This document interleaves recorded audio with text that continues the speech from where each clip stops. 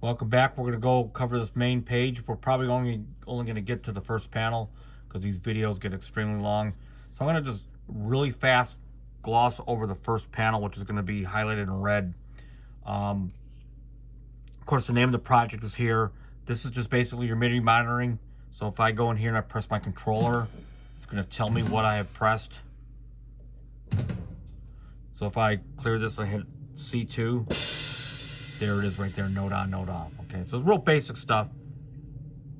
I barely ever use MIDI monitoring. For myself, I don't. So anyway, we're gonna go next to bars, beats, and ticks, which is right here. This is sort of important. If I highlight this and this sequence happens to be 4 bars, just right now it's been set to 4 bars. But as I sort of toggle in here, you can see this white line on the screen and you can see the bars, beats, and ticks move. Now on some MPCs, this is one of a couple ways if you don't actually have an event transport on it. Like on the MPC Key 37, you don't have that, where you can toggle by each bar and all that. So the way you would do it is put your cursor on the screen and then you can kind of go in and out like this. That's just one of a couple ways. And we're just really sticking to the main screen, by the way, so I'm not going to try to show you all the alternative ways until I get into the other videos. All right, now just an FYI, if you double tap it, you're going to get what they call locate. Now, not all MPCs actually have a locate button, so the locate button is right here in front of the stop. So if you look at your MPC and you don't have a locate button, this is kind of where you're gonna sort of, it's a hybrid of using the markers or location markers and sort of the punch in, punch out screen. And I'll go into this in depth in another video.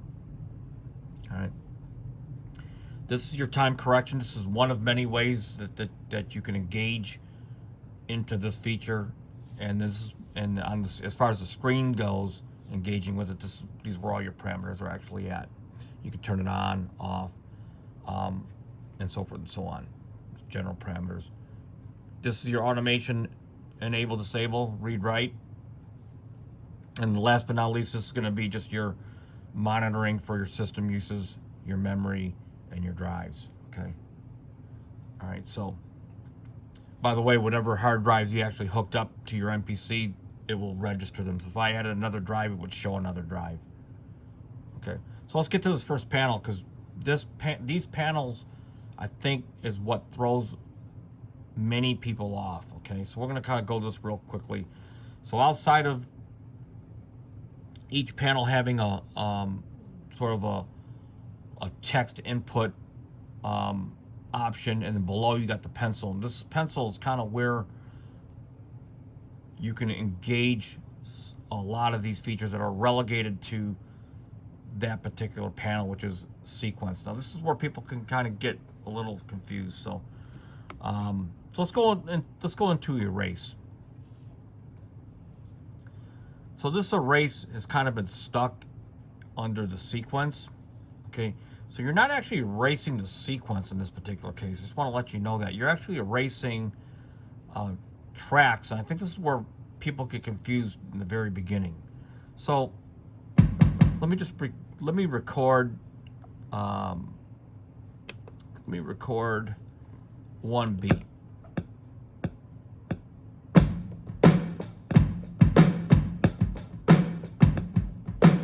Actually, going to here. We'll do 1 bar.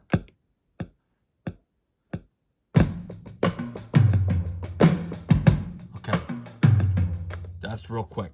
So if I go to hit this little pencil, this is the first parameter, erase.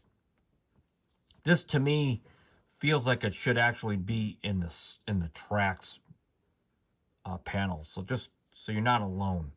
All right, so however it's in this panel, erase, actually you have to pick the track. So in this case it's on track 3, but you don't have to be on the track that you want to erase before you go into this. You can choose whatever track. So That's why it's very important to name your tracks so you can identify, helps identify what you're actually manipulating, okay? So we got the range, of course. Now you can erase all of it. You can erase just the automation, which sometimes I do that a lot. You can erase just a note, so I can take the kick out, and you can see it register right here. So if I listen to it, no kick. Now, consequently, this is the opposite, which is erase everything but the kick. So you can kind of get the idea. Now, all I got is a kick instead of all the other stuff. Okay, so I just undid that. Okay. All right, so that's erase. Now we get into clear. And I understand clear and erase sort of, when you're new to the MPC, kind of sort of sounds like the same thing. So in this case, clear is a function that affects the entire sequence, unlike erase. So clear will clear everything out. It'll clear MIDI data.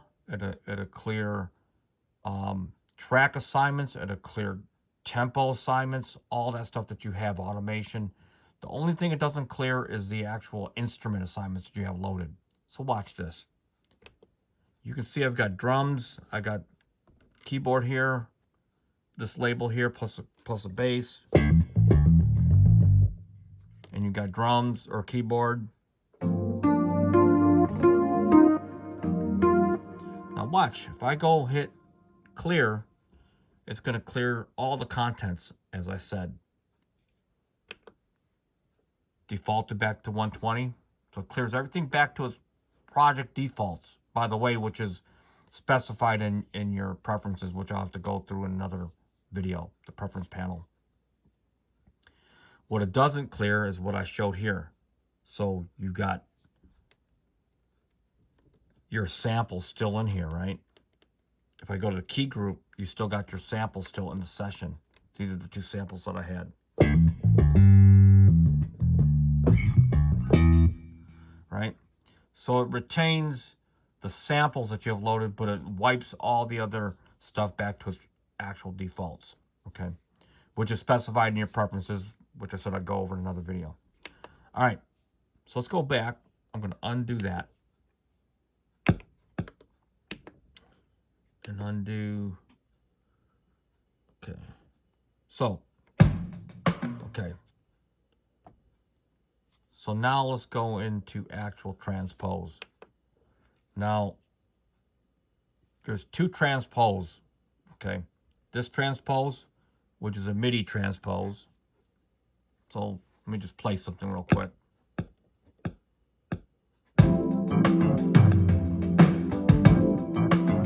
Okay, just one bar. So if I transpose from here,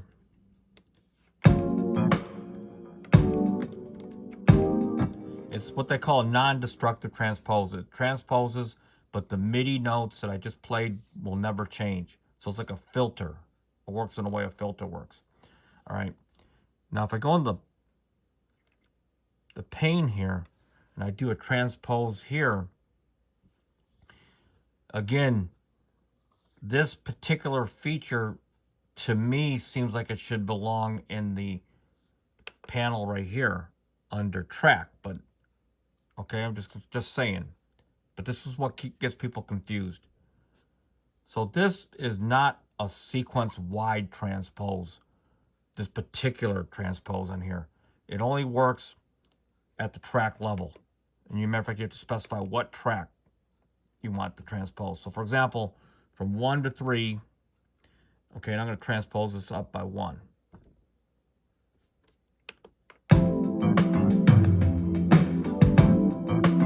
Okay, so if I transpose this again,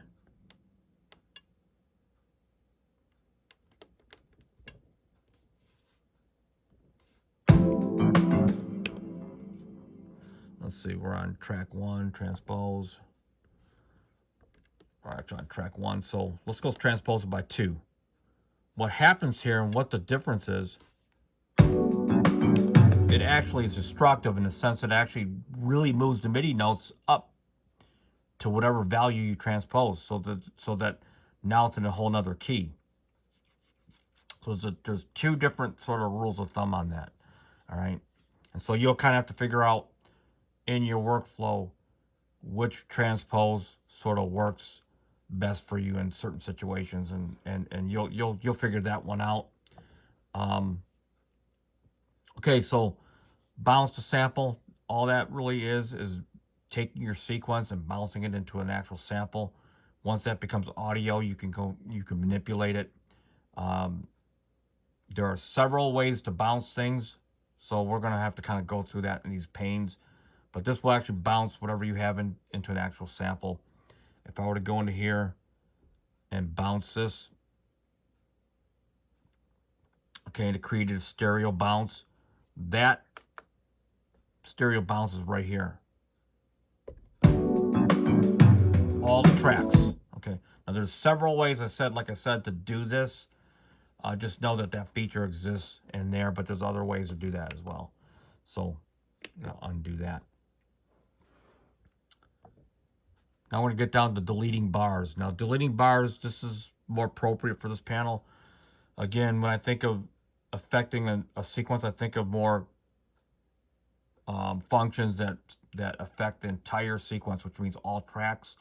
So this is one of those parameters that when you delete something, a bar or whatever, it's going to delete from all the bars, okay, and all tracks, across to all tracks. So if I delete, for example, if I delete the one bar I got here, every track I have in here, up to 128 of them, it will delete whatever bar I have across all tracks. So in this particular case, I'll have nothing left because it was only a one bar sequence. Let's go back. Okay, so let's go back to the next pane. So insert bar is a little tricky. Okay, here's sort of the problem with the MPC. This is not a basic thing. This is actually more complex than it has to be. But let's just talk about inserting a bar. I'm going to insert a bar of 4/4 before this bar. So this is a one bar sequence, and all I'm going to do is insert one blank bar. So I'll have blank, and there we go. So hopefully that's pretty easy to understand.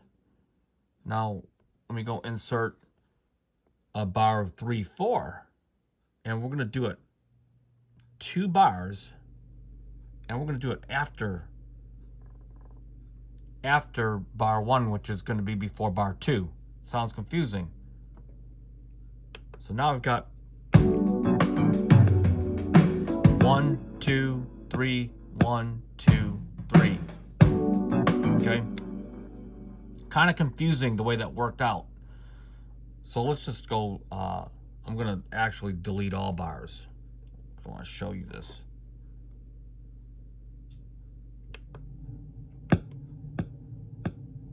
Okay.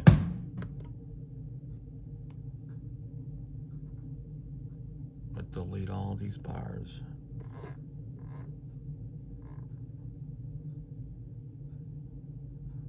Okay.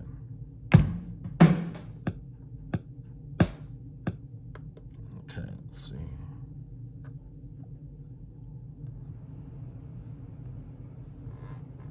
Okay, so there's a tiny glitch in the software right now, I can tell. So let's just see if I can get around that here. Delete.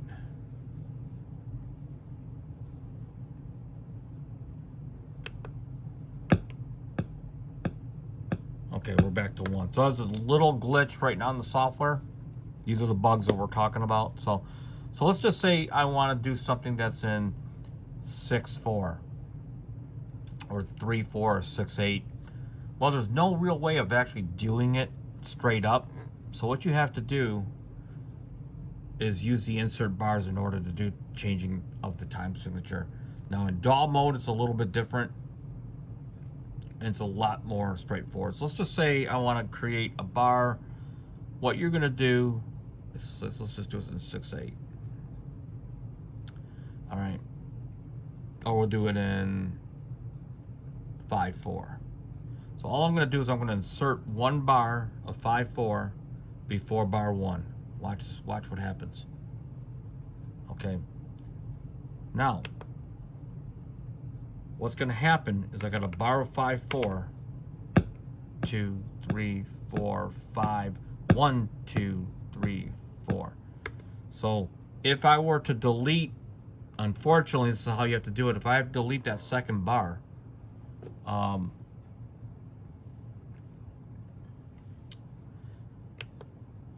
if I delete that second bar, watch what happens. 1, 2, 3, 4, 5, 1. And that's how you would create a time signature of 5/4. Kind of more complicated than it actually has to be. But, okay, so let me just wipe this out. Okay. Now let's get into half length and double length. Now typically, if I were to take a drum groove,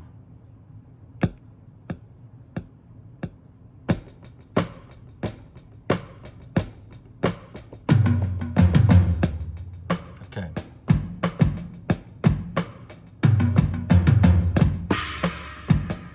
Okay, just a randomized drum groove I just put in here. Okay. So if I were to put a drum groove in here, and I were to go into here and I would say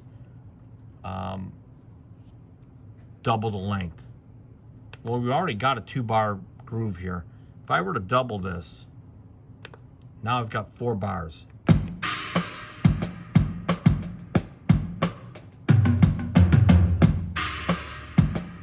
All right. Now if I were to do the inverse and half that, we'll go back to 2 bars. Just 2 bars. Okay. So this is a basic function that you can kind of expand on it depending on how you like to work. You could do that drum groove and keep on doubling it. And that sort of takes the place of copying, if you know what I'm talking about. So it would actually replace the need for copying. So it's a much more easier way of that. And it does it across all bars. So let's just undo this. So if I were to go to here and I would put a bass line, random bass line,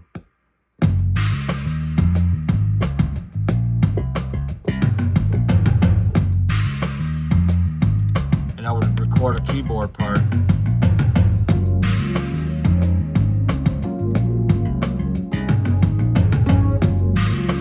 Okay, now I've got 3 or 4 tracks, right? If I were to double that, now I've got 4 bars.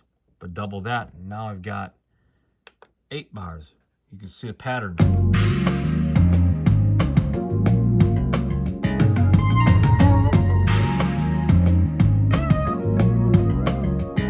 Okay, and it's 8 bars. So that's a quick way of sort of getting a groove or an idea, potentially. And of course, going back to here would be having it right here. So I could go in half. Now, getting back to the insert bars, one way you might insert a bar is you might, between bar 2, you insert a bar 4/4. So bar 1 plays nothing.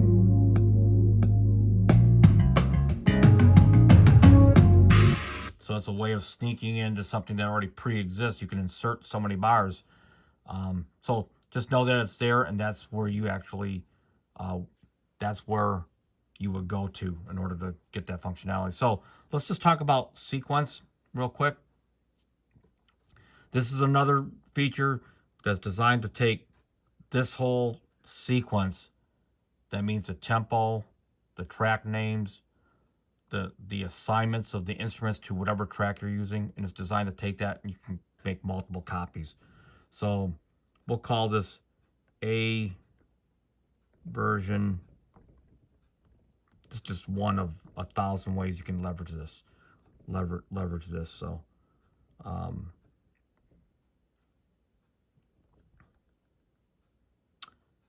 V2.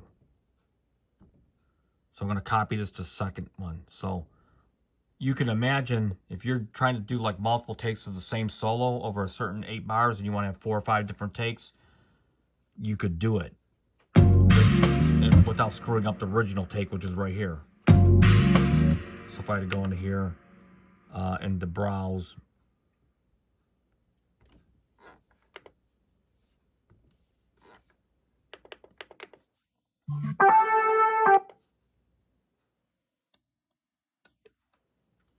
and I had to do a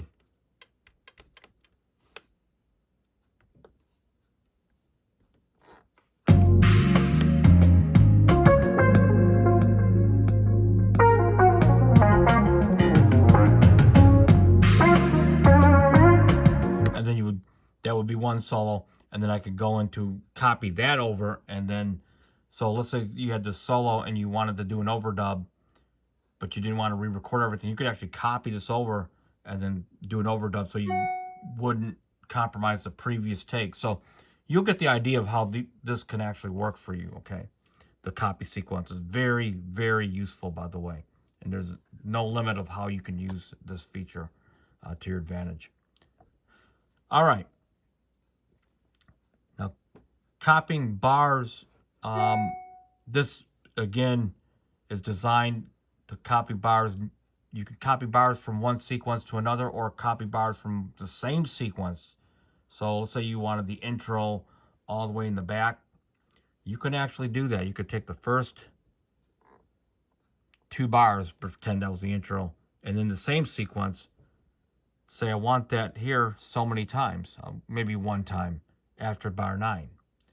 Likewise, the reason why this is actually in that sequence panel, that first panel, is because you can copy the stuff to another sequence, certain things, okay? Remember, this is not going to copy the actual track assignments. This just copies the sequence data, okay?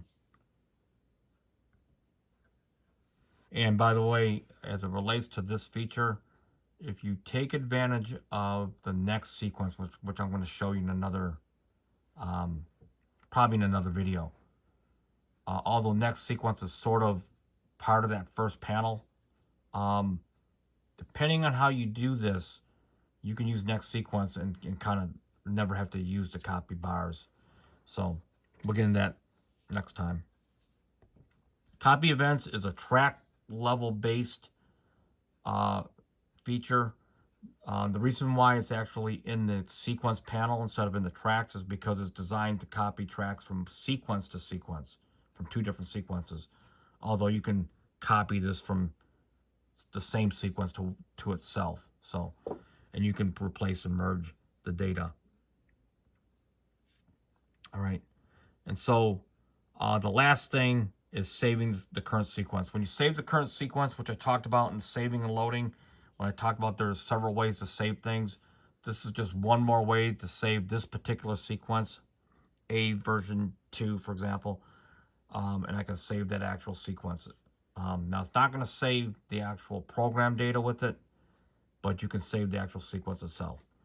Okay, so that's just a quick overview of just this one little tiny panel right here.